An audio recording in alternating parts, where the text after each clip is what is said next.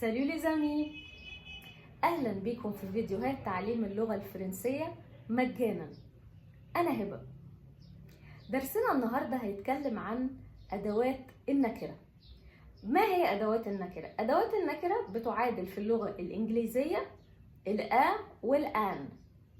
لما اقول a book يعني كتاب، لما اقول an apple معناها تفاحه. في اللغة الفرنسية أدوات النكرة بتنقسم لثلاث أدوات. أول أداة هي للمفرد المذكر، تاني أداة هي للمفرد المؤنث، ثالث أداة هي للجمع بنوعين. أول أداة للمفرد المذكر اسمها ان، بتتنطق ان. تاني أداة اللي بتستخدم في اللغة الفرنسية للمفرد المؤنث هي une.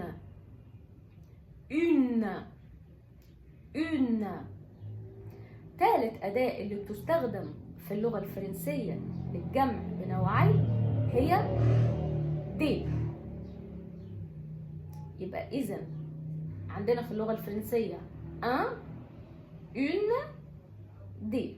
مثال، لما أحب أقول j'ai un ami français. j'ai un ami français. أو أقول j'ai une amie française.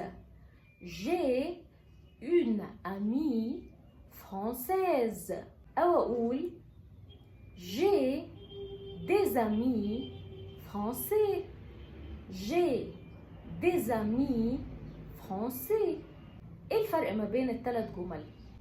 في الاولى انا استخدمت ان امي، وان هي زي ما اتفقنا اداة النكرة للمفرد المذكر، وكلمة امي بتنتهي بحرف الاي في اللغة الفرنسية اللي هو الاي بالانجلش، ودي تعني صديق مفرد مذكر. الصفة بتاعته انه هو فرنسي، فبنقول فرنسي. بالنسبة للجملة الثانية أنا قلت j'ai une amie française. طيب ناخد بالنا، أنا غيرت أداة النكرة، بدل ان استخدمت une، وغيرت السبيلنج بتاع كلمة امي، بدل ما هي بتنتهي بحرف الاي اللي هو الحرف الاي في اللغة الانجليزية، بدل ما هي بتنتهي بحرف الاي ضفت لها من عندي حرف الاو اللي هو الاي بالانجلش. والصفة فرانسيز ضفت لها كمان حرف الاي. طيب هنتطرق في الفيديو ده لملحوظة بسيطة، وهي ازاي احول كلمة او صفة لجمع، وازاي احول كلمة او صفة لمؤنث. في اللغة الانجليزية لما بنحب نحول كلمة الى جمع بنضيف لها حرف الاس، بقول بوك بوكس. في اللغة الفرنسية كذلك بنضيف حرف الاس، لكن ده بيأثر على النطق. اما بالنسبة للتأنيث، لما بنحب نخلي الكلمة أو الصفة مؤنثة في اللغة الفرنسية بنضيف الحرف او اللي هي بالفرنسي بالإنجليش بتبقى اسمها الإي. باختصار في اللغة الفرنسية لما بنحب نجمع الكلمة بنضيف لها حرف اس، لما بنحب نأنث كلمة أو صفة بنضيف لها حرف اي. فلما لو انا مثلا عندي كلمة امي عايزة اخليها كلمة مؤنثة بضيف لها حرف الاي. النطق ما بيختلفش، بتفضل امي مذكر امي مؤنث. طب والجمع؟ الجمع بنضيف حرف الاس زي اللغة الانجليزية بالظبط. فانا لما احب اقول امي مذكر مفرد مذكر، امي مفرد مؤنث، امي واخرها اس، سواء اخرها اس بس سواء اخرها اي اس، سواء قصدت بيها جمع مذكر او جمع مؤنث، النطق هيبقى واحد، امي امي امي. الفرق هيبقى في السبيلنج، هنحط اي بس للتأنيث او هنحط اس للجمع. كمان في حاجة مهمة جدا في اللغة الفرنسية، انه اخر حرف لا ينطق في اللغة الفرنسية. طبعا في اكسبشنز للقاعدة دي، لكن احنا بنتكلم بشكل عام. فانا اذا لما اجي اتكلم عن صفة فرنسي، فرنسي اللي هي كلمة فرنسي، دي صفة فرنسي. فانا لما اجي اقول رجل فرنسي هقول فرنسي، il est français. طيب لو هقول هي فرنسية هقول elle est française، elle est française.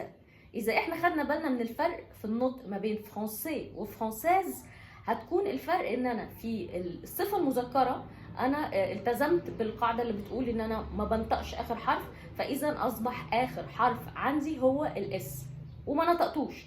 أما في الصفة المؤنثة اللي هي فرانسيز، لما ضفنا لها الإي علشان نأنس الصفة، أصبح آخر حرف عندي هو الإي، فإذا مسموح لي إن أنا أنطق الإس، فعلشان كده نطقت وقلت فرانسيز.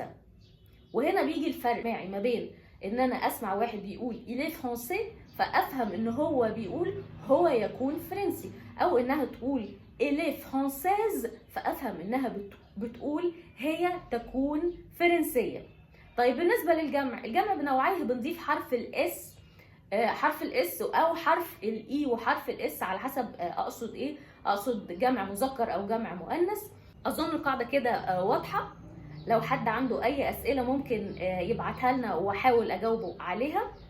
طيب هناخد شويه امثله للقاعده دي بالنسبه لصفات الجنسيه.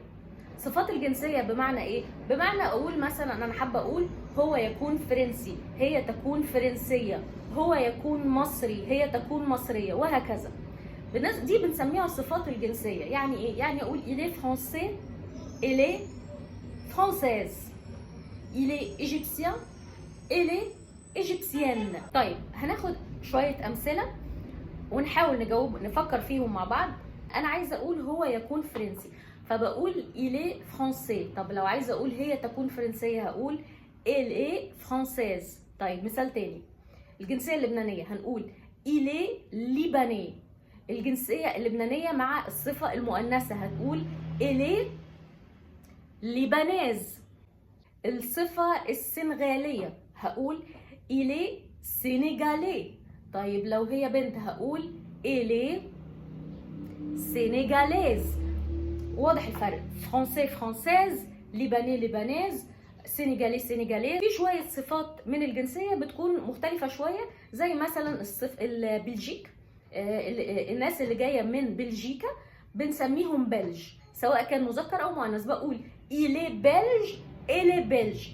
كمان سويسرا، لو هقول الناس اللي جايه من سويسرا بنسميهم سويس، فهقول إلي سويس او إلي سويس، مش هتفرق.